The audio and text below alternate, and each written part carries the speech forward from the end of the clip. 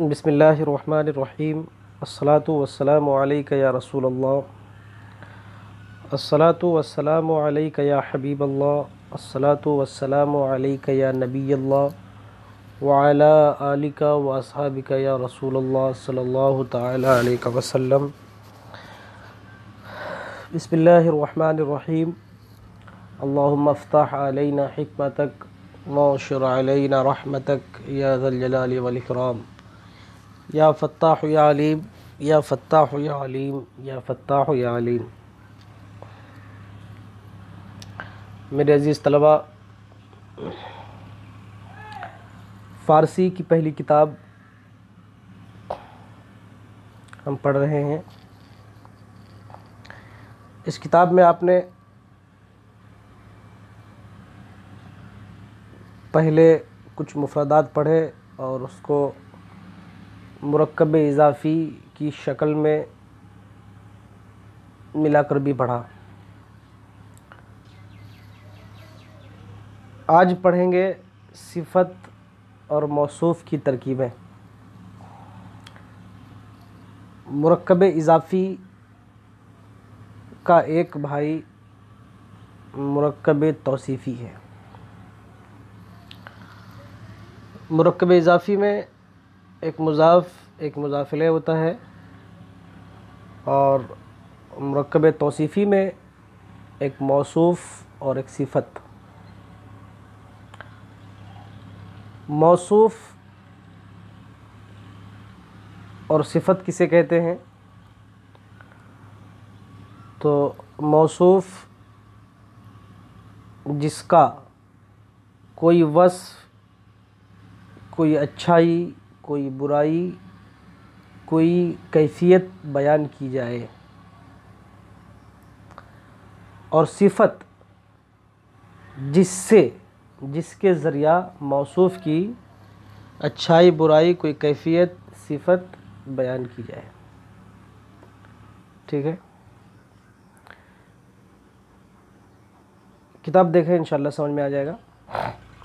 اور یہ یاد رکھیں کہ یہ بھی مرکب ناقص ہے۔ جس طریقے سے مرکب اضافی مرکب ناقص ہے، ایسے ہی مرکب توصیفی بھی مرکب ناقص ہے، یہ مرکب تام نہیں ہے۔ صفت موصوف کی ترکیبیں: پاک مانے پاک، پلید مانے ناپاک، کہنا مانے پرانا، نو مانے نیا، نیک مانے اچھا، بد مانے برا، تنگ مانے تنگ، فراخ مانے چوڑا، کشادہ، اور مجید کا معنی شریف، بزرگ۔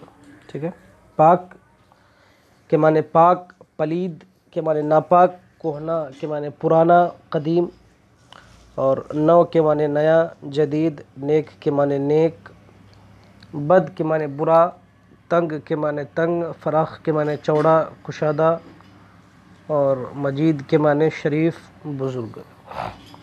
اب ان مفردات کو مرکب توصیفی کی شکل میں پڑھتے ہیں۔ تن پاک، پاک بدن۔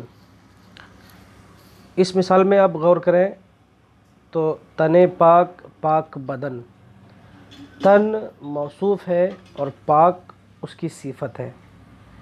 یعنی یہاں بدن کے بارے میں بتایا جا رہا ہے، بدن کی وصفیت بیان کی جا رہی ہے کہ بدن پاک ہے، ناپاک ہے۔ تو یہاں وصف بیان کیا جا رہا ہے بدن کا، تن کا، تو تن موصوف ہو گیا، اور جس کے ذریعے سے تن کی صفت بتائی جا رہی ہے وہ چیز ہے پاک، یعنی بدن پاک ہے۔ یہ بتانا مقصد ہے کہ بدن کی حالت اس وقت کیا ہے کہ بدن پاک ہے۔ تو تن موصوف ہو گیا اور پاک یہ صفت ہو گئی اس کی، تن پاک، پاک بدن۔ آب پلید، ناپاک پانی۔ خامہ نو، نیا قلم۔ خامہ منے قلم، آپ نے پیچھے پڑھا، اور نو منے نیا، نیا قلم۔ زن نیک، نیک عورت۔ زن منے عورت، نیک کے معنی نیک، نیک عورت۔ کار بد برا کام، کار منے کام، بد منے برا۔ کلاه کہنا پرانی ٹوپی، کلاه کے معنی ٹوپی اور کہنا کے معنی پرانی، پرانی ٹوپی۔ دل تنگ، تنگ دل یا عاجز دل۔ راہ فراخ چوڑا راستہ یا کشادہ راستہ، فراخ کے معنی چوڑا، کشادہ اور راہ کے معنی راستہ۔ قرآن مجید شریف قرآن یا بزرگ قرآن، شریف قرآن یا قرآن شریف بھی ترجمہ کر سکتے ہیں۔ سرد کے معنی ٹھنڈا، گرم کے معنی گرم، خشک کے معنی سوکھا، تر کے معنی بھیگا، جوان کے معنی جوان، پیر کے معنی بوڑھا، چابک کے معنی چالاک، تیز کے معنی تیز، اور کند کے معنی بھوتھا، سیاہ کے معنی سیاہ بلیک کالا، سفید کے معنی سفید اجلا وائٹ، سرخ کے معنی سرخ لال ریڈ، اور زرد کے معنی پیلا اورنج۔ اب ان مفردات کو بھی مرکب توصیفی کی شکل میں دیکھتے ہیں۔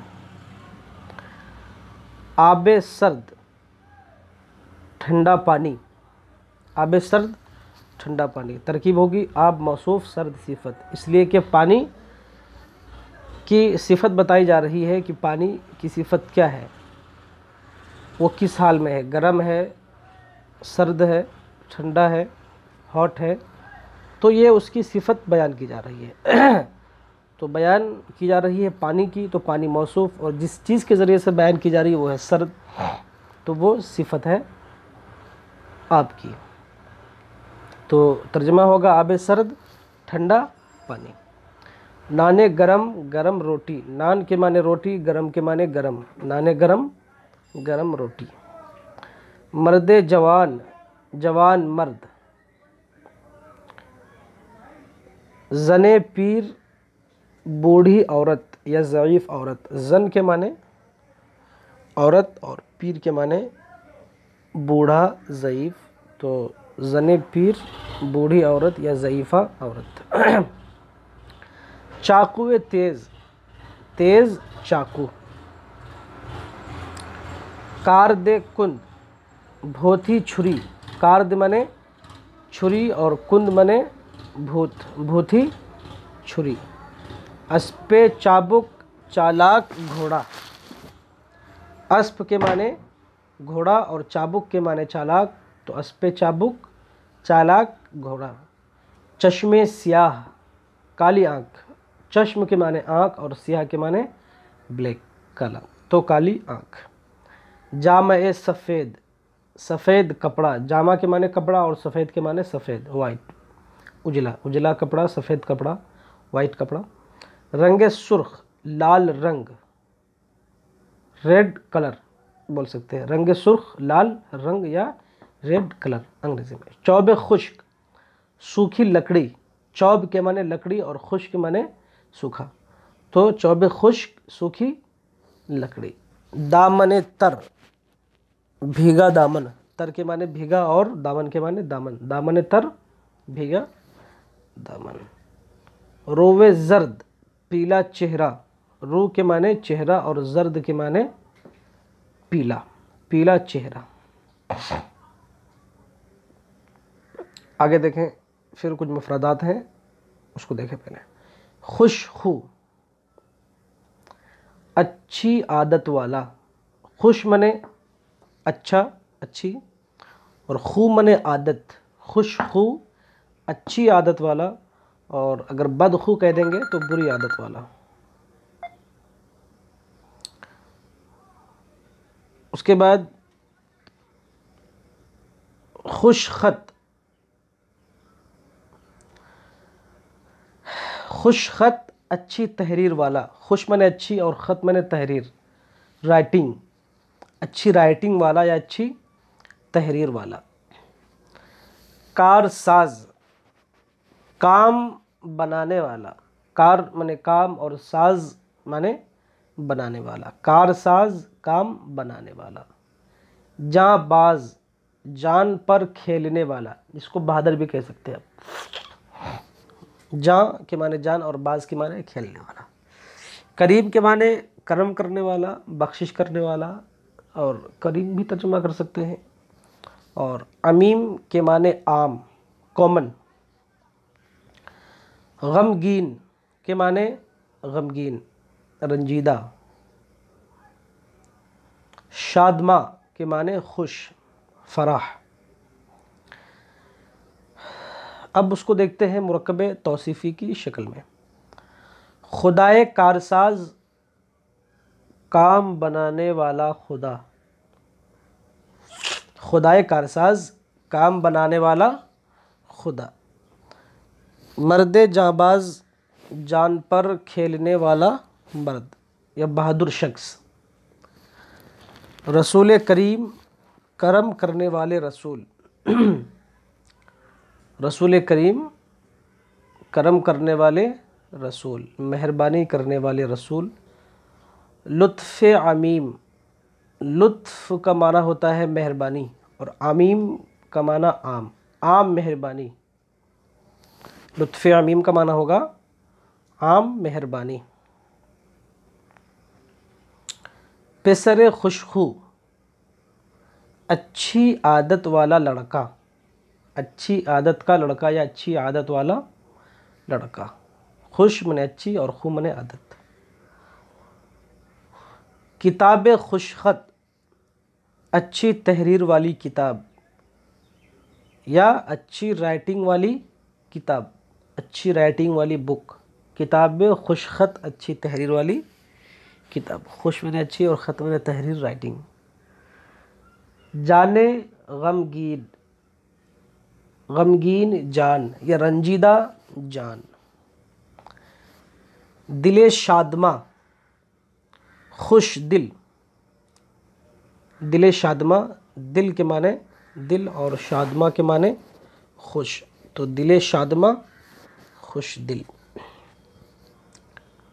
تو یہ کچھ مفردات تھے اور ان کو ہم نے مرکب توصیفی کی شکل میں پڑھا.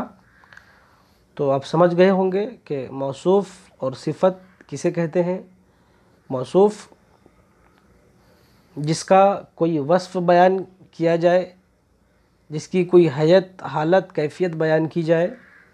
اور صفت جس کے ذریعے سے کوئی صفت، اچھائی، برائی، حیت، حالت بیان کی جائے. تن پاک، پاک بدن مثال کے طور پر. یہ سارے مثالیں ہیں لیکن اس پر ہم نے کچھ تفصیلی بیان کیا کہ کس طریقے سے یہ موصوف ہے اور کس طریقے سے یہ صفت ہے. تو مرکب توصیفی کے جملے میں ایک موصوف ہوتا ہے اور اس کی ایک صفت ہوتی ہے، اور دونوں مل کر کے مرکب توصیفی بنتا ہے. لیکن یاد رکھیں کہ یہ مرکب ناقص ہے، مرکب تام نہیں ہے. جس طریقے سے مرکب اضافی ناقص ہے، ایسے ہی یہ بھی مرکب توصیفی بھی کیا ہے، یہ ناقص ہے، مرکب تام نہیں ہے. اس سے پوری بات سمجھ میں نہیں آتی ہے.